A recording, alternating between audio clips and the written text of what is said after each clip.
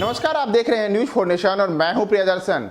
कुरनी विधानसभा उपचुनाव में जदयू को मिली करारी हार के बाद आज पटना में जदयू के देश भर के नेताओं का महाजुटान हो रहा है और इस महाजुटान में जदयू कैसे देश स्तर पर सशक्त हो और आने वाले समय में चाहे लोकसभा के चुनाव हो या अन्य राज्यों में विधानसभा के चुनाव हो, उन तमाम चुनाव में जदयू प्रभावशाली उपस्थिति दर्ज करा सके, इसके लिए बड़े मंथन की तैयारी आज पटना में है। और यह जदयू की जो बैठक है, यह जदयू की बैठक है। जदयू का जो तमाम जो अलग अलग राज्यों में उसके संगठन के लोग हैं, वो 250 से ज्यादा जदयू संगठन से जुड़े हुए पदाधिकारी पटना में पहुंच रहे हैं और यह राष्ट्रीय परिषद की बैठक है। जी हां, जदयू के राष्ट्रीय परिषद की बैठक आज पटना में हो रही है और पटना में शाम 3 बजे से जदयू कार्यालय के कर्पूरी सभागार में होने वाले जदयू के राष्ट्रीय परिषद की बैठक में मुख्यमंत्री नीतीश कुमार जदयू के राष्ट्रीय अध्यक्ष ललन सिंह को भी अहम जिम्मेदारी सौंपने जा रहे हैं।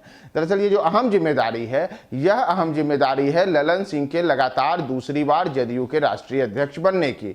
पिछले दिनों जदयू के संगठन का चुनाव हुआ था, उसमें राष्ट्रीय अध्यक्ष का भी चुनाव हुआ था और जदयू के राष्ट्रीय अध्यक्ष के चुनाव के लिए देश भर से केवल एकमात्र नाम जो सामने आया था वह था ललन सिंह का। और ललन सिंह लगातार दूसरी बार निर्विरोध जदयू में राष्ट्रीय अध्यक्ष चुने गए हैं। उनके चुनाव के जीतने की घोषणा तो हो चुकी है, लेकिन आज उनके चुनाव जीतने के बाद ताजपोशी होगी और यह ताजपोशी पटना में मुख्यमंत्री नीतीश कुमार सही जो तमाम देश भर के जो जदयू के नेता जुट रहे हैं, उनकी उपस्थिति में कर्पूरी सभागार में शाम 3 बजे से आयोजित जदयू राष्ट्रीय परिषद की बैठक के दौरान किया जाएगा। दरअसल ये जदयू की राष्ट्रीय बैठक क्यों अहम है, हम आपको यह भी बताते हैं।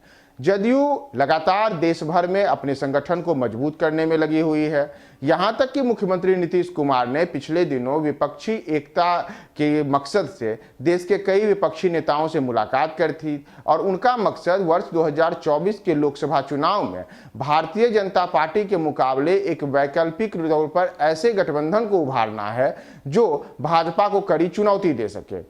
तो उसमें जदयू अपनी अहम उपस्थिति दर्ज कराना चाहती है और उसके लिए जदयू को बेहद जरूरी है कि वह बिहार सहित देश के तमाम राज्यों में खुद को मजबूत करे।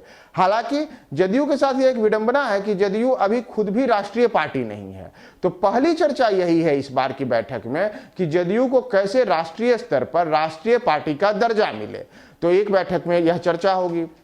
उसके बाद अगले वर्ष यानी कि वर्ष 2023 में कर्नाटक और नागालैंड, इन 2 राज्यों में विधानसभा के चुनाव होने हैं। दोनों राज्यों में शुरू पहले से ही जदयू का संगठन है। हालांकि वहां पे मौजूदा दौर में जदयू कोई इस प्रकार की प्रभावशाली पार्टी के रूप में नहीं है जो वहां चुनाव में कोई बड़ा उलटफेर कर सके। तो वर्ष 2023 के जो विधानसभा के चुनाव होने हैं कर्नाटक में और नागालैंड में, उन दोनों राज्यों में जदयू कैसे अपनी प्रभावशाली उपस्थिति दर्ज कराए और ज्यादा से ज्यादा सीटों पर जीत हासिल करे, इसे लेकर के भी आज की राष्ट्रीय परिषद की बैठक में अहम मंथन होने वाला है। साथ ही साथ वर्ष 2024 के लोकसभा के चुनाव और वर्ष 2025 के बिहार विधानसभा के चुनाव को लेकर के अभी से पार्टी रणनीति बनाने का भी काम करेगी और यह रणनीति भी आज के जो राष्ट्रीय परिषद की बैठक होने वाली है, इस बैठक में इस पर भी चर्चा की जाएगी।